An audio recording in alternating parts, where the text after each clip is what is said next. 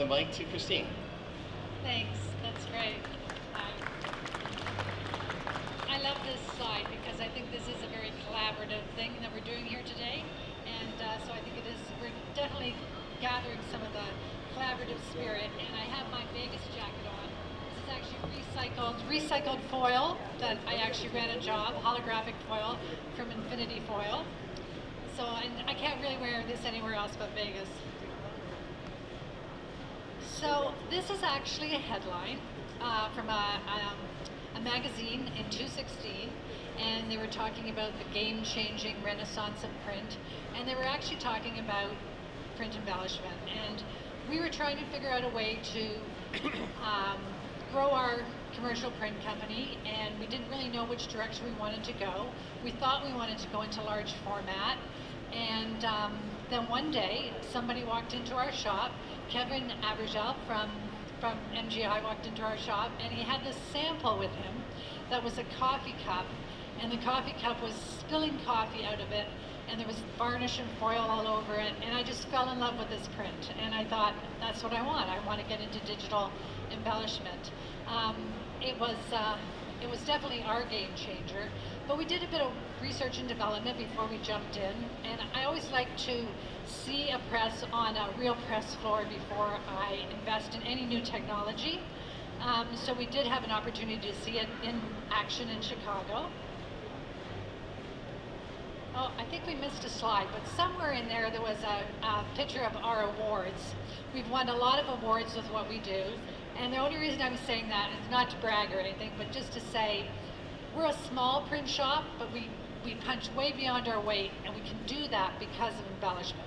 Embellishment has allowed us to grow our client base, because when we got into embellishment, we didn't have clients that embellished.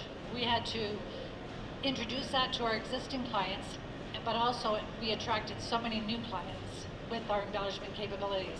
And we mix our embellishments. We have metallics, we have neons, we have foils, varnishes. So in 2016, nobody really knew what embellishment was. We adopted a completely new technology, and with that, it had issues. Some of the issues were getting foil. Our service person had never serviced the machine before. Substrates were hard to find because then uncoated stocks weren't quite as friendly. Laminations, getting a digital lamination that would stick onto a sheet. So we were adopting a brand new technology in 2016. And that is how we developed Print Magic. And Print Magic is what we do on every page we do. And when you think about it, and this is a statistic that Warren's arguing with me about, 30% of all printed sheets are embellished today. That means 70% aren't. That's got to be billions of sheets that we could be putting embellishment on.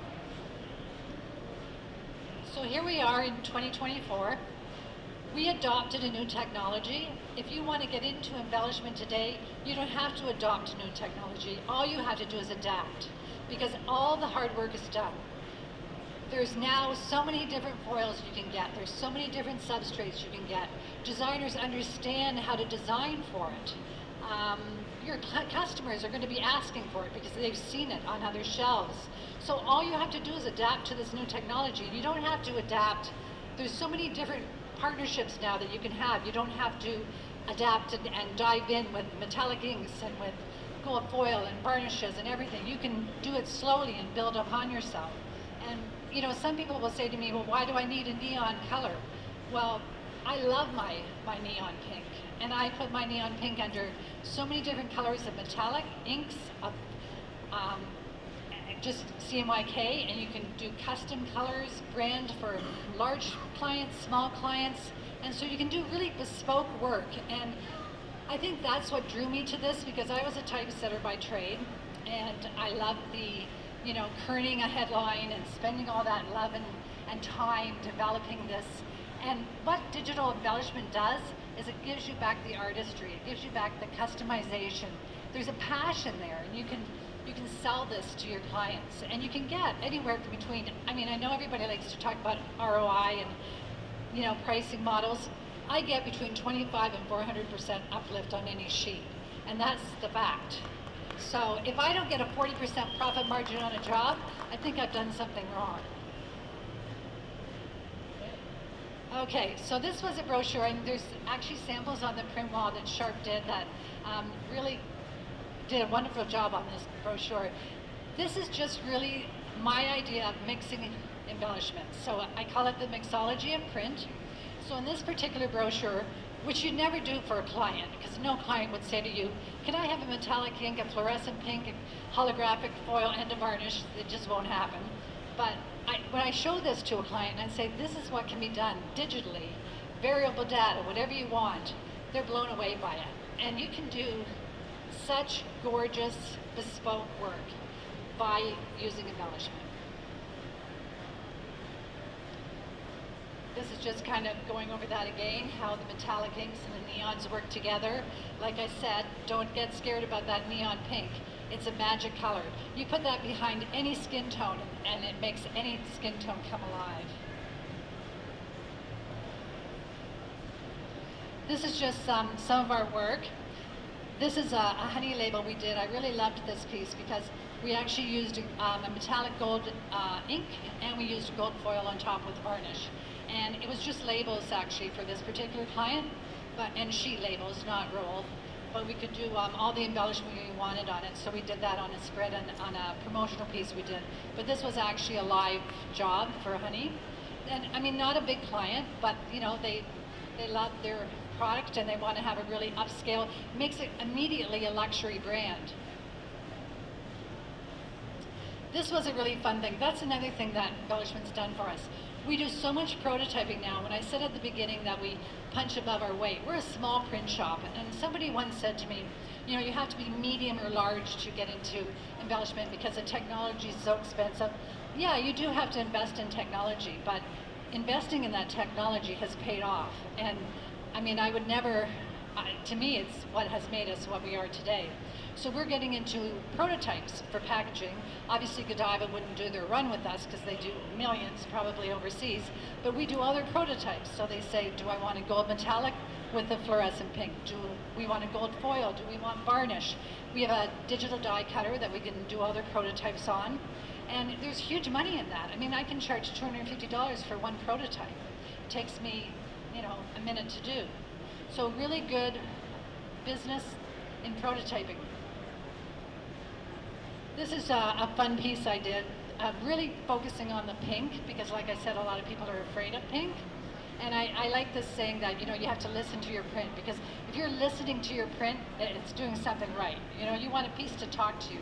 And we're always going on about how tactile something is, you can touch it, but it's got to be more than that. It's got to be a visual thing first, because if it's not visual, you're not going to touch it. Again, this was a sheet label we did with copper foil, and that's just a piece showing some gold foil, metallic ink, and varnish. I didn't always mix my embellishments. I've just kind of got into that, and I think the reason I do it is because it's unlimited creativity. And when you're mixing your embellishments, and you know, you can include lamination in that. You can include die cutting in that. I'm not just talking foils, varnishes, metallic inks, neons, white. It's the paper you're putting it on. It all adds up to your bespoke piece of custom print. This is really a gorgeous piece. This is actually clear toner, just a pass on clear toner on the background with a raised varnish on top. Super simple pocket folder. When we did this particular piece, our die cutter didn't allow for a B2 sheet, so we had to die cut 2 pockets to make it work.